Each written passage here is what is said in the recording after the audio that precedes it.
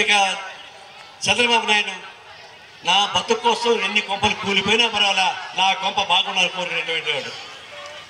అతను మోడీని సపోర్ట్ చేస్తున్నాడు.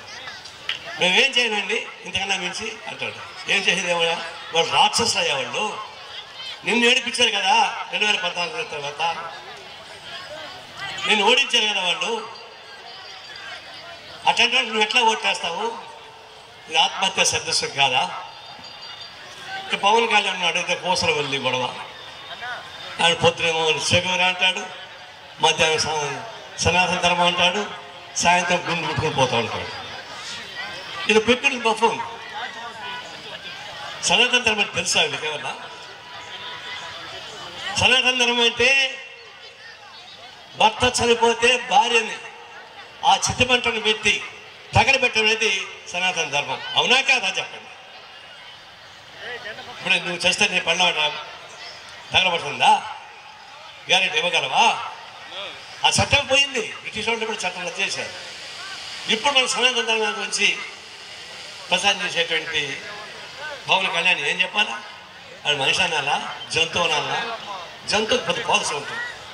మనం కుక్కలు తిడతాం, కానీ అది పాలసీ ఉంటుంది. అది విశ్వాస జంతువు.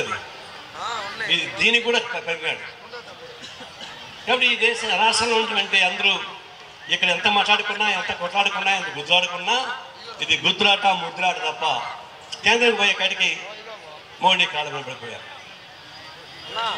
తెలంగాణలో టీఆర్ఎస్ ఉంది, కాంగ్రెస్ పార్టీ ఉంది. కాంగ్రెస్ పార్టీ గట్టిగానే ఇండియా కూడా ఉన్నాయి కాబట్టి ఫైట్ చేస్తుంది. టీఆర్ఎస్ వాళ్ళు అయ్యా నా కూతుర్ని కాపాడు, మీతో కలిసిపోతాను చెప్పేసి హామీ ఇచ్చారు.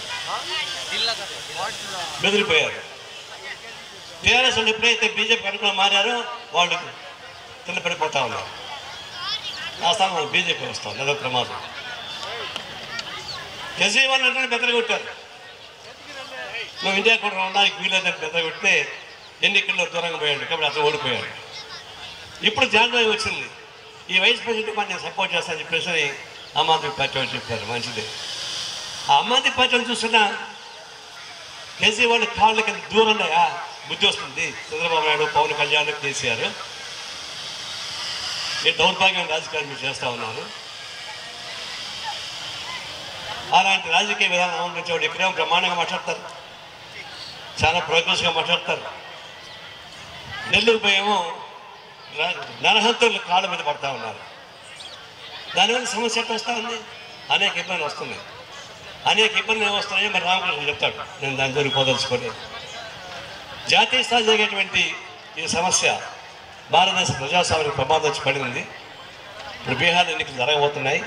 దాదాపుగా 1,00,000 ఓట్లు దొంగ ఓట్లు ఉన్నాయని బయటపడతా ఉన్నాయి. అది ఒక విధంగా దొంగని మామూలు కాదు, గజ దొంగ. గజ దొంగ ఎవరైనా ఉంటే ఓట్లు దొంగలిచ్చే గజ దొంగ ఎన్నికల కమిషను, కేంద్ర ప్రభుత్వం.